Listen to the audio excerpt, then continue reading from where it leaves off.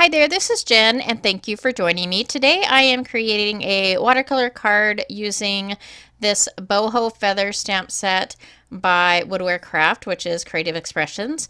And I also wanted to talk really briefly about color choices and how to pick color choices.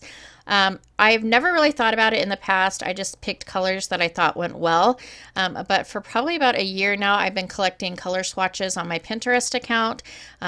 Those colors that they have on those color swatches are already laid out and they work perfectly together.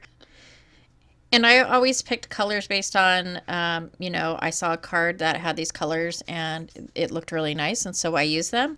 Or just because to me, like in my mind, I'm like, okay, those colors look nice together with really no idea why I put those colors together. And so it's kind of prompted me to learn a little bit more about colors. Like, I don't want to get too involved in color theory, but I do want to know the basics because I think it will help me a great deal in my card making. And so in the meantime, I think these color swatches from Pinterest, I'm going to try and use them a lot more in my card making. And when I use them, I'll go ahead and show what palette I use so that you can kind of see how I use the colors and how I use them on the card. I don't know about you, but for me, when I see a card that is so well put together, a lot of times it does have to do with the color choices that were the color choices and also how those colors were used on that project.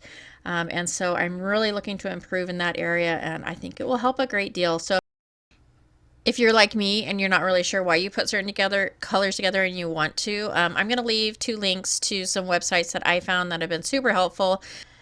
But I also recommend going on Pinterest and doing a search for color combinations or color swatches. For me, it's been super beneficial, especially applying it to this card. I was surprised at actually how well the card turned out for some reason. So if you're like me and you're not sure why you use colors and you want to kind of either improve your card making or get a little bit of help in picking out colors that go together, there is a huge amount of information on Pinterest that will do just that. For these images, I went ahead and used my VersaFine black and then heat embossed the clear embossing powder over those, which I find is a lot easier than using just a black, using your Versamark embossing ink and then using a black embossing powder, mainly because the clear embossing powder, you don't have to worry about it's showing all those little, especially on watercolor paper that is not as smooth as like a Bristol or, a marker paper or something like that. It's got a little more texture. It's a lot easier to prevent kind of those little bits and pieces of the black embossing powder sticking in places where you don't want it. So for these images, I am just taking those colors that I've chosen from that color palette and mainly doing a light wash of water first and then bringing that color in and just dropping that color into the different leaves and, or not leaves, the little pieces on the feather. And I don't know if I mentioned or not what type of paper I'm using. I am using the Arteza. This is the spiral bound 5x7 book of watercolor paper. A lot of times in the past, I haven't actually used watercolor paper. I use Bristol Smooth paper for a lot of things. And a lot of times I use the Bristol Smooth when I'm making cards because I'm so sorry about that noise.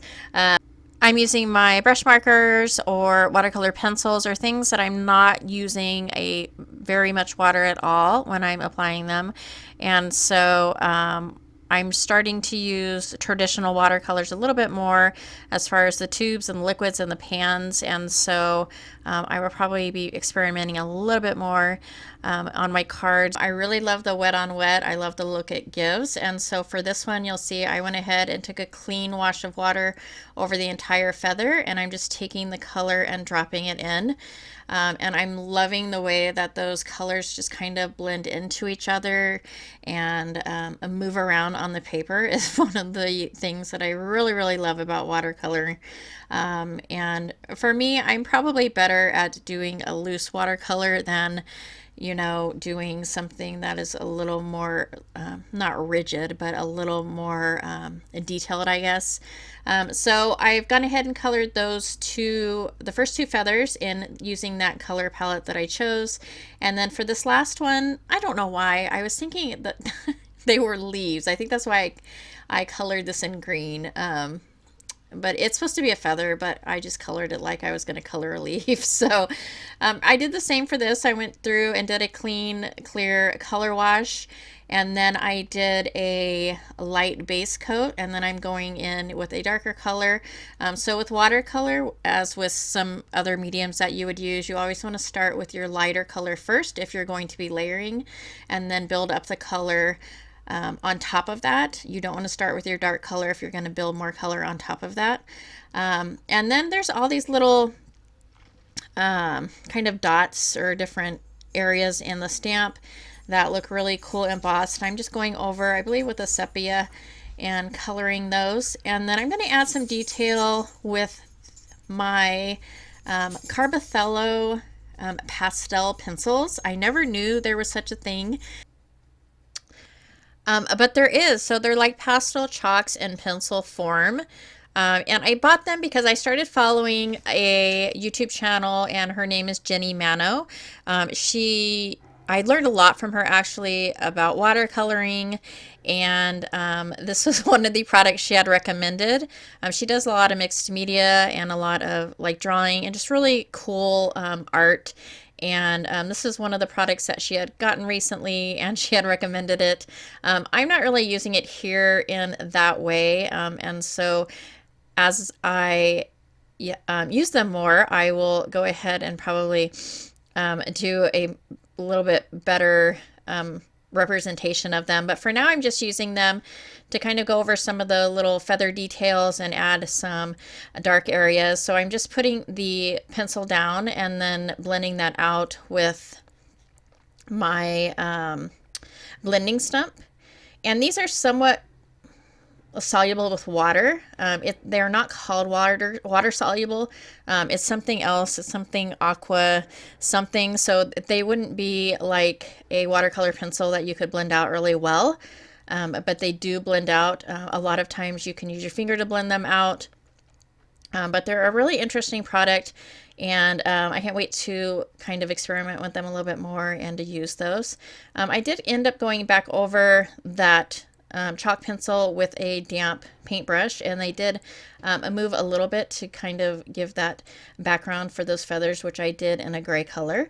And here I'm taking my black gel pen, and I'm just going over some of the details on the feathers, some of the details that is embossed in black. And then I also add some of my own little designs to some of the feathers. So I think it just going over some of these areas and bringing them out just makes them pop a little bit more against that watercolor background. I did also take some black watercolor paint and do some paint splatters. And so next I'm just going to finish off the card by using a piece of foam on one side of the card. This is adhesive on one side, and so I go ahead and use my tape runner and adhere that portion to the card, and then go ahead and peel that adhesive backing off and put that on my card base. And that is pretty much it. I do add some liquid pearls. If you watched the video I did a few weeks ago where it was kind of the same stamp set, it was a feather stamp set in the same line, the woodware line, and I got watercolored on black cardstock.